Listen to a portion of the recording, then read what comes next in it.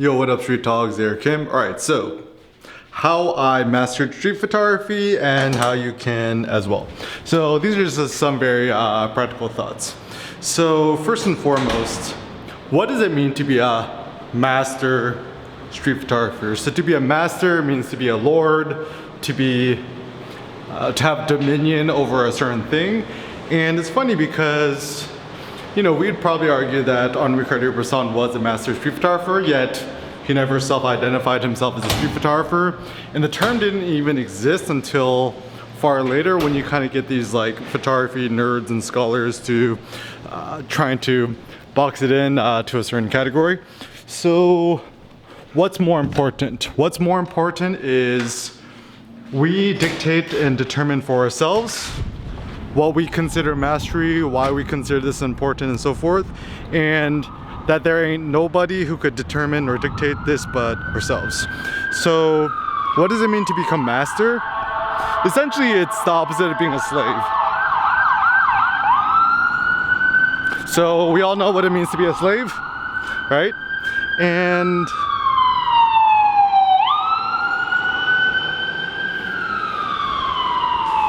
I think, yeah, the hard thing in street photography is that we're all kind of enslaved to the legacy of Henri Cartier-Bresson in street photography because, you know, he was the original OG, he was the GOAT, and essentially everyone's just trying to copy him. Now the irony is that even Henri Cartier-Bresson, he kind of gave up photography after, you know, 20 odd years or something like that, and he just retired to painting for the rest of his life. And actually towards the end of his life, he even decried photography and street photography being, you know, not really as legitimate as painting, which he considered the ultimate apex form of artistic self-expression.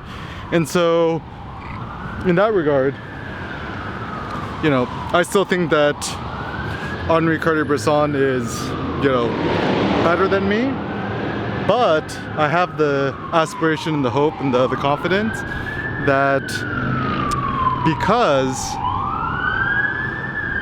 Henri Cartier-Bresson gave up so early, I should be able to supersede him. But anyways, so the funny thing with being a master is, or gain mastery, essentially means, like, to me it's more of like mastering a technique, mastering an approach, and having the hunger and the desire to stay on top.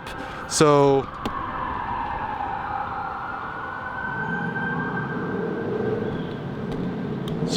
for me, I think one of my greatest things is I'm forever hungry and ambitious, and I'm not satisfied. I always want more. So in the context of street photography, if you're not satisfied,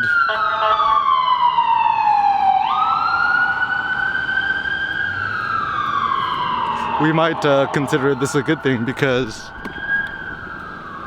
it means you'll keep going. And I think to become a master is not kind of a binary thing. I think it's to continue to ascend and to continue to become more masterful, to become more epic, to become more elevated. And so maybe with mastery, there's certain degrees of mastery, and at least for myself in street photography, I feel like I'm just getting started, right? Like, I look at all the things that I've written, all the photos that I shot, and I think they're really good, but I'm still hungry and ambitious to get more. So maybe the notion of becoming a master street photographer or a master anything is continually to advance your artistic form of self-expression to the next level and to not be satisfied. And like our best friend Kendrick says, don't be humble. To be humble is, you know, we've been trained to be humble. I'm like, yo, I think I'm a master street photographer. I'm not as masterful as Henri Cartier-Bresson, but I'm like, yo, I have a solid decade under my belt. I've written probably close to like 5,000 blog posts on street photography, and it's something that's endlessly fascinating to me. So who is to say that I'm not a master?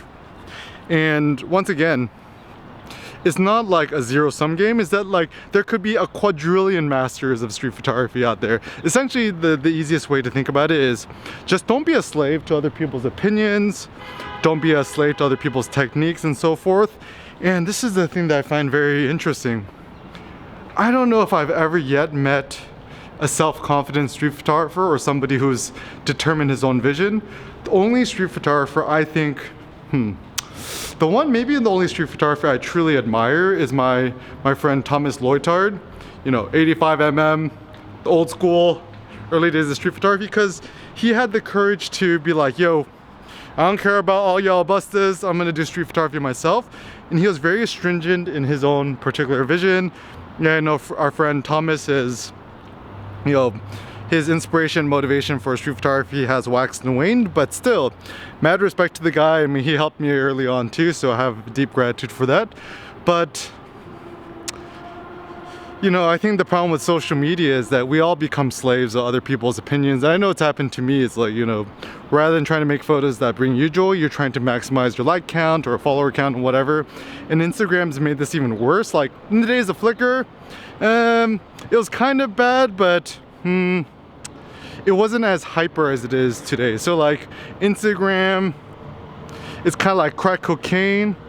Flickr was maybe like, you know, gummy bears.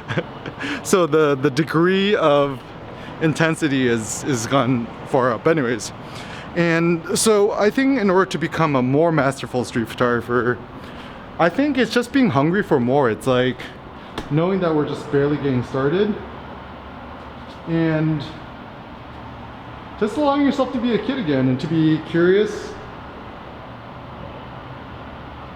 to self-determine your definition of street photography and to keep shooting. How's it going? Enjoy the weather? Oh yeah, shooting the selfies. Do it for the gram, baby.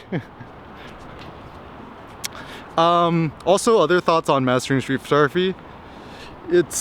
I think to be a master street photographer, you also kind of need to be masterful in terms of interacting and talking with people, because too much of us is kind of scared to talk to strangers, and especially in times of COVID, I mean, like everyone's kind of more scared of each other, but you know, still, you know, talk to people at a distance, say hello, and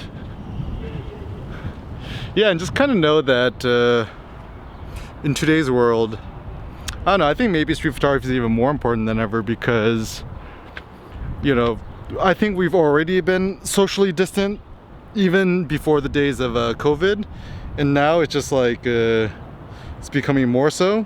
So yeah, right now could be the unique opportunity for you to really continue to share, to grow, to talk to other people, to kind of look around.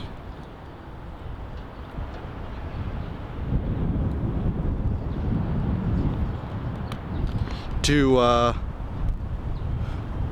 not be so easily satisfied. Also, things that I personally like to do in my photography and my street photography is yeah, to just keep thinking about evolution, keep, you know, kind of moving forward, and keep experimenting with all the different types of mediums, like even not only just doing still photos, but like, you know, trying to innovate with video street photography or turning my photos into animated GIFs. And I still think when I look at my pictures, like really kind of my thing is still probably like black and white.